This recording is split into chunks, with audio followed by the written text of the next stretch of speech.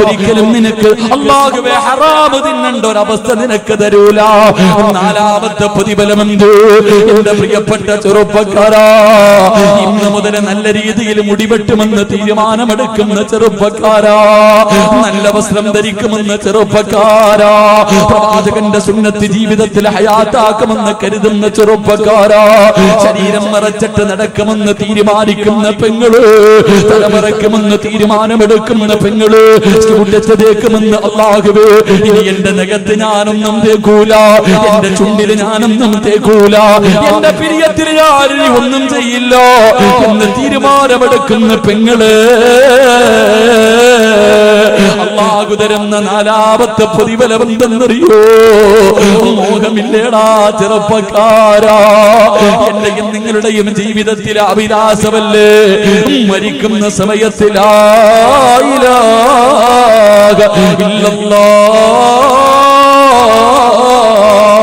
കൊതി തോന്നാറില്ലേ ചെറുപ്പക്കാരാ? മരിക്കുന്ന സമയത്ത് ഷഹാദത്ത് കലിമ ചൊല്ലി മരിക്കണമെന്ന് മോഹമില്ലേ? വല്ലാത്ത കൊതിയല്ലേ? അല്ലാഹുവിന്റെ പ്രവാചകൻ പറയുകയാണ്, അല്ലാഹുവിന്റെ പ്രവാചകൻ പറയുകയാ, അല്ലാഹുവേ, പടച്ച റബ്ബ് നിനക്ക് ദീൻ ഉറപ്പിച്ചു തരുമെന്ന് നബി മുഹമ്മദ് മുസ്തഫ. ഈമാൻ ഉറയ്ക്കുമോനെ തുണ്ടം തുണ്ടമായി വെട്ടിയാലും നിന്റെ ഈമാൻ പതറൂലടാ. ഈമാൻ നിന്റെ ഹൃദയത്തിൽ ഉറയ്ക്കുകയാ. ഒരു പണത്തിനും ഒരു പ്രലോഭനങ്ങൾക്കും നിന്നെ തകർക്കാൻ കഴിയില്ല. എന്റെ പ്രിയപ്പെട്ട ബാപ്പാ, പൊന്നുമോളെ സുന്നത്തനുസരിച്ച് ജീവിക്കാൻ പഠിപ്പിച്ച, എത്ര വലിയ കൊലകൊമ്പം വന്നിട്ടും നിന്റെ പൊന്നുമോളെ മാറ്റാതോക്കിയാൽ അവള് പറയുമെന്നെ കിട്ടൂല. ഏതീമാനെന്നറിയുവോ? ഏതീമാനെന്നറിയുവോ? എന്റെ പ്രിയപ്പെട്ടവരെ, ഈമാനെന്ന് പറഞ്ഞാൽ എങ്ങനെ ഇരിക്കണമെന്നറിയുവോ? മഹാനായ സയ്യിദുനാ ബിലാൽ, എന്റെ പ്രിയമുള്ളവരെ, ഞാനും നിങ്ങളും റോഹിംഗ്യൻ മുസ്ലിമീങ്ങൾക്ക് വേണ്ടി ദുആ ചെയ്തവരാ, അവരുടെ അവസ്ഥകൾ കണ്ടവരാണ്. പടച്ചവനെ, പച്ച മനുഷ്യനെ ജീവനോടെ കത്തിക്കുന്ന കാഴ്ച, അല്ലാഹുവേ, അല്ലാഹുവേ, ചില്ലിന്റെ മുകളിൽ കടത്തിയിട്ട് വാഹനം കയറ്റി ഇറക്കുന്ന രംഗം, മൂക്കും ശരീരവും ചെത്തിയെടുക്കുന്ന രംഗം, പടച്ചവര് പിഞ്ചു കുഞ്ഞുങ്ങളെ കെട്ടി തൂക്കി കൊല്ലുന്ന രംഗം കണ്ടവരാ. എന്റെ പ്രിയമുള്ളവരെ, ഈ കാഴ്ച ആദ്യമായിട്ട് ഇത് അനുഭവിച്ചതാരെന്നറിയുമോ? മഹാനായ സയ്യിദുനാ ബിലാൽ. ബിലാൽ റളിയല്ലാഹു തആല അൻഹുവിന്റെ കഴുത്തിലെ കയറിട്ട് മുറുക്കിയിട്ട് തെരുവിലൂടെ കുട്ടികൾ ഇങ്ങനെ വലിച്ചടച്ചുകൊണ്ട് നടക്കുമായിരുന്നു ചെറുപ്പക്കാരാ.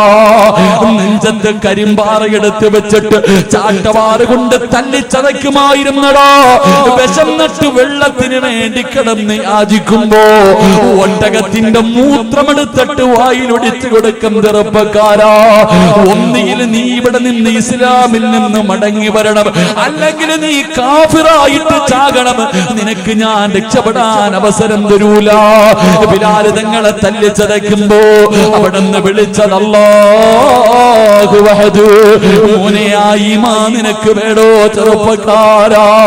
ആ ഈമാനാണടാ എനിക്കും നിങ്ങൾക്കും വേണ്ടത്. നമ്മളെ എന്ത് ചെയ്താലും തകർക്കാൻ കഴിയാത്ത ഈമാനാ. എന്റെ പ്രിയപ്പെട്ട പെങ്ങള്, 1400 വർഷങ്ങൾക്ക് മുമ്പ് അല്ലാഹുവിന്റെ പ്രവാചകര് മഹാനായ ഉസ്മാൻ ഇബ്നു അഫ്ഫാൻ റളിയല്ലാഹു തആല അൻഹു, പ്രവാചകനും സഹാബത്തും ഇങ്ങനെ നടന്നു പോകുമ്പോ ഖുറൈശികൾ ഒരു പാവപ്പെട്ട കുടുംബത്തെ തല്ലിച്ചതയ്ക്കുകയാ. ശരീരത്തിലെ വസ്ത്രങ്ങൾ മുഴുവനും അടിച്ചു മാറ്റിയിട്ട് ഒരു ഭർത്താവിനെയും ഭാര്യയെയും അല്ലാഹുവേ പേപ്പട്ടിയെ തല്ലുന്നത് പോലെ തല്ലുകയാണ്. സുമയ്യ ബീവി റളിയല്ലാഹു തആല അൻഹാ, തന്റെ പ്രിയപ്പെട്ട ഭർത്താവ് രണ്ടുപേരെയും തല്ലിച്ചതയ്ക്കുന്ന രംഗമാ. അല്ലാഹുവിന്റെ റസൂല് നോക്കുമ്പോ എന്തേ ചെയ്തതെന്നറിയുവോ? എന്തേ ചെയ്തതെന്നറിയുവോ? സുമയ്യ ബീവി റളിയല്ലാഹു തആല അൻഹയുടെ പ്രിയപ്പെട്ട ഭർത്താവിന് കയ്യും കാലും കെട്ടിയിട്ട് പടച്ചവനെ കത്തിക്കൊണ്ടിരിക്കുന്ന തീക്കകത്തേക്ക് തലകീഴായി കെട്ടി നിർത്തിയിരിക്കുകയോ. ശരീരം മുഴുവനും കത്തിയിട്ട് പച്ചയിറച്ചി കരിയുന്നത് കണ്ടപ്പോ സുമയ്യ ബീവി റളിയല്ലാഹു തആല ചാടി എഴുന്നേറ്റിട്ട് ഓടി വന്ന് ഭർത്താവിനെ വെളിയിലേക്ക് തള്ളിയിടുകയാ. ശരീരം മുഴുവനും നിന്ന് കത്തിക്കൊണ്ടിരിക്കുമ്പോ തന്റെ പ്രിയപ്പെട്ട ഭർത്താവിനെ മണ്ണിലേക്ക് തള്ളിയിട്ടു. അല്ലാഹുവേ, ശരീരം മുഴുവനും കത്തിക്കരിഞ്ഞ് എല്ലുകൾ വെളിയിൽ കാണുന്ന രീതിയില് അല്ലാഹുവേ സുമയ്യ ബീവിയുടെ ഭർത്താവ് ഇങ്ങനെ ഇരിക്കുമ്പോ അല്ലാഹുവിന്റെ റസൂല് കടന്നു വന്നു. ശരീരത്തൊന്ന് തൊടാൻ പോലും കഴിയുന്നില്ല, മുഴുവനും കത്തിക്കരിഞ്ഞിരിക്കുകയാ. ആ സമയത്ത് ആ സഹാബി ചോദിച്ചു, യാ റസൂലല്ലാഹ്,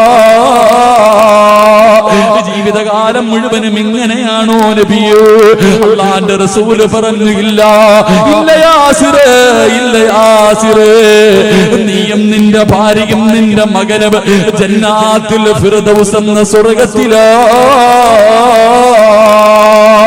സുമയ്യ ബീവി റളിയല്ലാഹു തആല കേൾക്കേണ്ട താമസമുണ്ടല്ലോ, നിങ്ങൾ കുടുംബസമേതം സ്വർഗ്ഗത്തിൽ പോകുമെന്ന് പ്രവാചകൻ പറഞ്ഞപ്പോ എഴുന്നേറ്റിരുന്നിട്ട് പറഞ്ഞു തന്റെ ഭർത്താവിനോട്, തോറ്റുകൊടുക്കല്ലേ, ഇവന്മാര് നമ്മളെ കൊന്നാലും നമ്മൾ തോറ്റുകൊടുക്കാ പാടില്ല. അല്ലാഹു വഹദ്, അല്ലാഹു വഹദ്. ശരീരം മുഴുവനും കത്തിക്കരിഞ്ഞും മരണത്തോട് മല്ലടിക്കുന്ന ഭർത്താവിനോട് ചാട്ടവാറുകൾ കൊണ്ട് ശത്രുക്കളെ തല്ലുമ്പോഴും സുമയ്യ ബീവി പറഞ്ഞു, തോറ്റുകൊടുക്കല്ലോ. പഠിച്ചവരെ, തന്റെ പ്രിയപ്പെട്ട ഭർത്താവിന് ധൈര്യം കൊടുക്കുന്നത് കണ്ടപ്പോ അബൂജഹലുണ്ടല്ലോ, ഒരു പഠിപ്പിച്ച കമ്പിയെടുത്തിട്ട് സുമയ്യ ബീവി റളിയല്ലാഹു തആല നട്ടെല്ലിന്റെ ഭാഗത്തുകൂടെ കുത്തിയിറക്കുകയാ.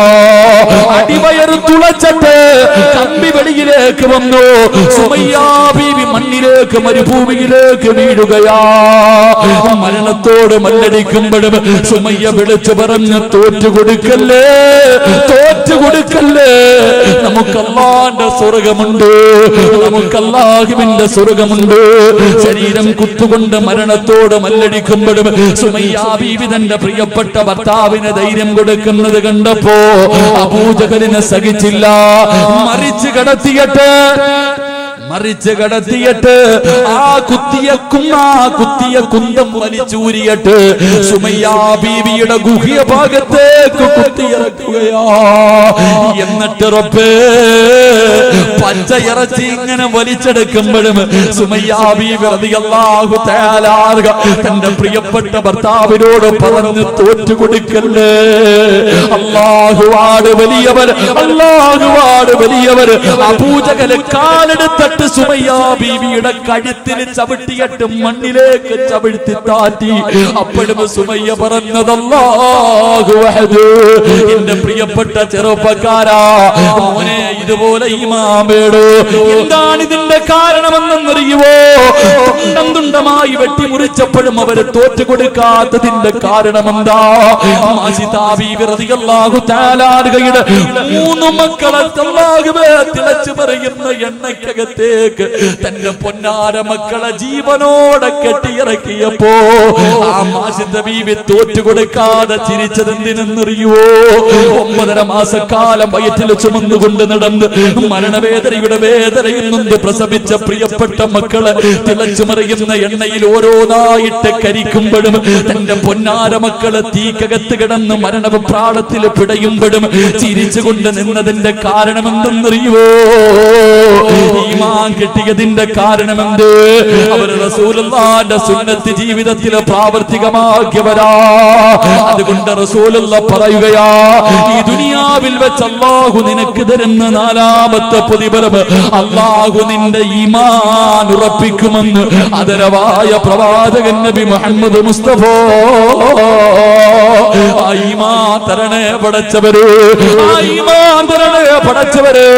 ഒരിക്കലും തകർക്കാൻ കഴിയാത്ത ഈമാൻ തരണേ അല്ലാഹ്. ഈ ലോകത്തോട് യാത്ര പറയാ കിടക്കുന്ന സമയത്ത് ശപിക്കപ്പെട്ടവനെ തട്ടിപ്പറിക്കാൻ വരുമ്പോ, നിങ്ങളുടെ ഈമാൻ കൊണ്ടുപോകാൻ വരുമ്പോ, അല്ലാഹുവേ അവന്റെ ചതിയിൽ നിന്ന് രക്ഷപ്പെട്ടുകൊണ്ട് ലാ ഇലാഹ ഇല്ലല്ലാഹ്